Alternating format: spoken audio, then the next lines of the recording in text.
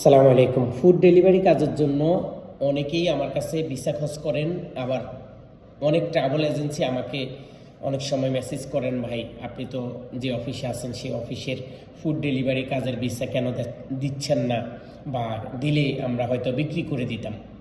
তো আজকে তাদের জন্য এই ভিডিওটা।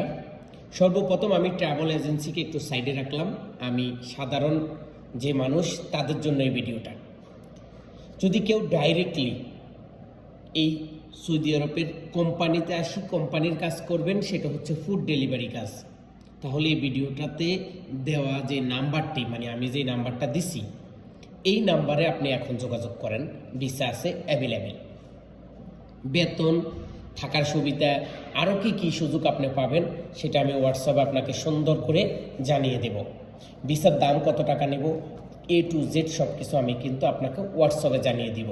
কারণ আমি যদি এই ভিডিওতে কথাগুলো বলে ফেলি তাহলে অনেকেই মনে করবেন ভাই বেশি টাকা নিচ্ছে, অনেকেই বলবেন কম টাকা নিচ্ছে, আবার অনেক ট্রাভেল এজেন্সি দেখা গেছে রাগ হয়ে যাবে যে ভাই আপনি আমার কাছে একরকম বিক্রি করলেন, এই লোকের কাছে আর এক রকম, ওই লোকের কাছে আর এক রকম। না, আমি যার কাছে যেইভাবে পারি তার কাছে ওইভাবে বিক্রি করব। তবে মনে রাখতে হবে আমি যে ভিসাগুলো দিচ্ছি এই ভিসাগুলা স্বল্প কিছু টাকা লাভে আমি বিক্রি করতেছি, কিন্তু বাংলাদেশের থেকে আসার জন্য আপনারা জানেন একটা সিঙ্গেল টিকিট বিমানের সেটাও কিন্তু 60,000 70,000 টাকা খরচ হয়ে যায়। ওই জিনিসটা কিন্তু আপনার মাথায় রাখতে হবে, কারণ আমি ফ্রিতে দিলেও আপনি ফ্রিতে আসতে পারবেন না। আর ফ্রিতে কিভাবে দেবে, কারণ সৌদি আরব আসার পরে আপনার ড্রাইভিং লাইসেন্স করতে হবে। এই সৌদি আরব আসার পরে ড্রাইভিং লাইসেন্সটা করার জন্য বাংলাদেশের 1 লক্ষ টাকা খরচ। এই বিষয়টা মাথায় কিন্তু আপনাকে রাখতে হবে। তো এজন্য কোম্পানির তরফ থেকে আমি যেই সুযোগটা আপনাকে দেওয়ার দরকার সেই সুযোগটাই দেব। আর লজিস্টিক কোম্পানিতে আসি আপনি কিতাতে ফুড ডেলিভারি কাজ করবেন, যেরকম আমাদের দেশে ফুড ফান্ডা আছে, হাঙ্গের স্টেশন, জায়েজ, ঠিক এইরকম।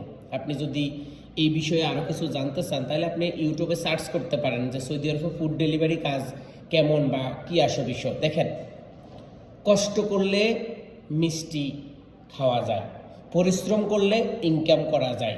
আপনি পরিশ্রম যদি নাই করেন, ঘরে বসে থাকেন, আস্তাগফিরুল্লাহ আস্তাগফিরুল্লাহ আস্তাগফিরুল্লাহ আস্তাগফিরুল্লাহ, আপনার কাছে কিন্তু টাকা আসবে না। আপনি ঘরে বসে 5 ওয়াক্ত নামাজ পড়েন, আপনার কাছে কিন্তু টাকা আসবে না। আল্লাহ বলছে নামাজ পড়তে হবে, কাজ করতে হবে, পরিশ্রম করতে হবে, সব কিছু করতে হবে, তাহলে আমি তোমার রিজিকের ফয়সালা করব। এখন আপনি ঘরে বসে রিজিকের ফয়সালা করতে পারবেন না। তো যারা সৌদি আরবে ফুড ডেলিভারি কাজে আসতে চান, ভিসা আছে